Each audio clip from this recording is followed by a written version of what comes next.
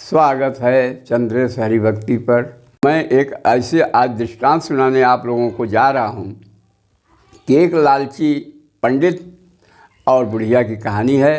दृष्टांत है, परंतु ऐसी कथा नहीं सुननी चाहिए जैसी कथा एक पंडित जी ने कही और बुढ़िया स्त्री ने सुनी। एक पंडित जी किसी ठाकुर द्वारे में कथा कहते थे और एक बुढ़िया भी कथा सुनने को जाया करती थी और वहाँ बैठकर बहुत रोती। पंडित जी ने समझा कि यह बुढ़िया बड़ी प्रेमी है कथा की, यह अधिक दक्षिणा देगी। जब कथा संपूर्ण होने का दिन आया तो बुढ़िया नहीं आई। पंडित जी ने कथा में कुछ विलंब किया। दूसरे दिन पंडित जी ने कहा कि बुढ़िया के घर को चलें, कुछ दक्षिणा प्राप्त हो जाएगी, क्योंकि बुढ़िया बड़ी भक्ति दिखाई दे रही थी, वो कथा में आकर रोती थी। इसलिए पंडित जी लालच करके उस बुढ़िया के घर जाने को सोच ही रहे थे। पंडित जी ने कथा में कुछ विलंब किया। दूसरे दिन पंडित जी ने कहा कि बुढ़िया के घर चलें, कुछ दक्षिणा प्राप्त हो जाएगी। यह विचार उसके द्वार पर पहुँचे और जाकर पुकारा। बुढ़िया चरखा काट रही थी, बोली पंडित जी आओ बैठो। कैसे कृपा की पंडित जी?